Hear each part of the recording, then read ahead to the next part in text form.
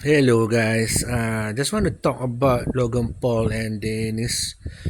This guy, and they are supposed to have a boxing match, and I've been following their conflict, and I find it very funny. Logan Paul is very smart because he choose this guy, and he tries to he find a worse guy than himself, so that it's a very well technique. If you want to clear your name to show that you are better person, you always want to confront people who are bad reputation or bad worse than you. So if the person is worse than you, then you can shine, you know. So that's why Logan Paul here strategized by asking this guy Damon Danis to fight him. And Dennis, he been doing the provocation a lot. He tries to show that Logan Paul fiance is have a lot of bodies, meaning that she's very social. However, now the fiance Nigna Akdal has sued Demon Danis, and then now the fight is in the what do you call it? Is people are saying 50-50 because Damon Danis has a reputation of quitting matches before, so he's very notorious about that. Okay, my point I want to make about this video. So all this while, people has been taking the side of Damon Danis because Logan Paul is really not a good person, actually, a person that you want to hate. But this guy, Damon Danis, he has appeared in many podcasts, but the latest, I think he appeared in Flagrant podcast with Andrew Schultz. And Andrew Schultz have both of them before, have Logan Paul before, and then has Dennis. But during Logan Paul on the Flagrant, Andrew Schultz has been shown to be like so in love with Logan Paul.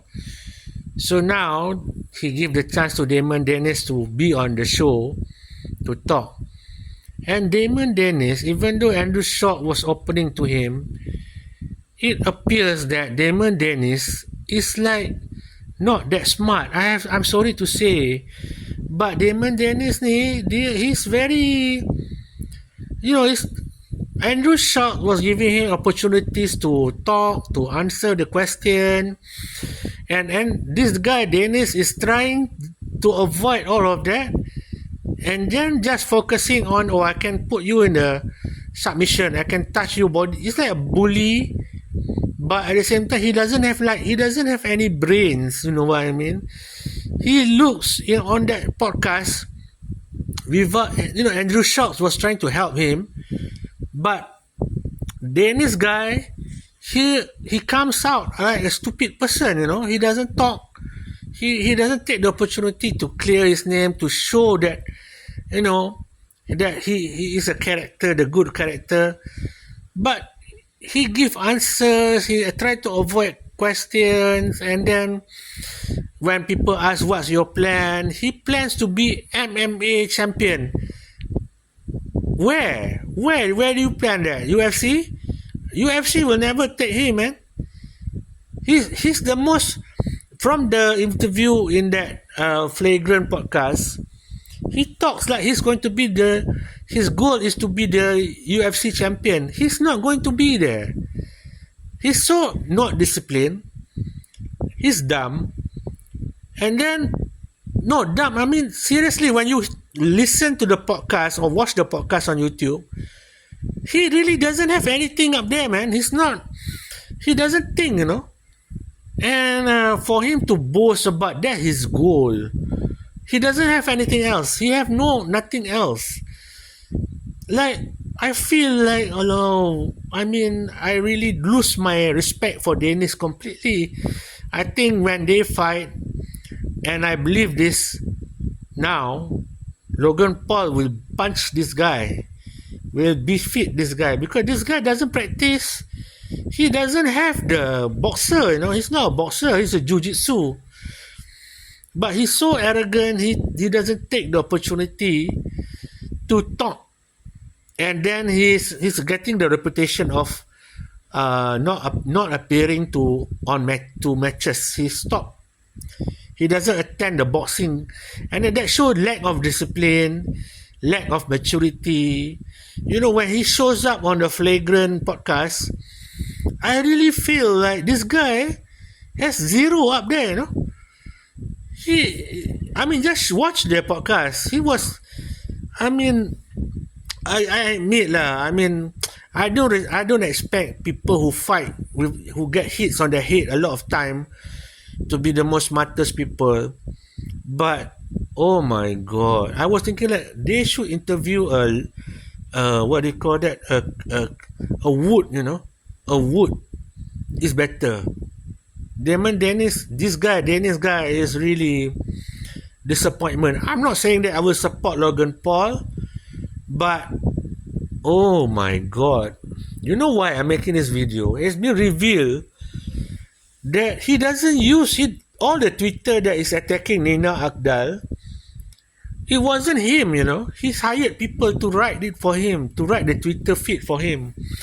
And I kind of get the idea when after I watched the Flagrant podcast that this guy doesn't have any brain, man.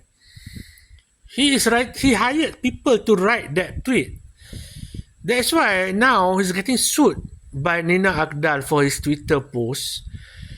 He's getting sued over that. And then the most irony part for him, for Danis, he claims he hired people to write the Twitter feed. That's why for him he's not guilty. He's in his head, he said, I'm not guilty, I did not write. But you don't tell that publicly. That's why I think when he appeared on the Flagrant podcast, he should have mentioned all that, and maybe Andrew Schultz can give him advice. He revealed that somebody was writing for him during his podcast job with Ariel Hawalni, MMA commentator, have podcast also. So he revealed that he's not writing all of that. He hired people to write. It's such a bad situation lah. I think at first I supported him, but after hearing him speak in length, he really doesn't have anything up there lah. No wonder Logan Paul chose him. So I don't know. I have this feeling that he will pull out from the match because he will lose his reputation, and he deserves it. I don't like Danis guy now. I don't like Logan Paul, but I don't like Danis. I really don't like, because after you see the podcast, he was so arrogant. Like, it's so funny, man. I just need to comment this because I'm so invested actually in this match. I don't want Logan to win, but now I want him to win too, because this Danis, it's true, Logan Paul chose a good villain to cover up his villainy. He hired the worst villain, this Danis guy. That's it. I just want to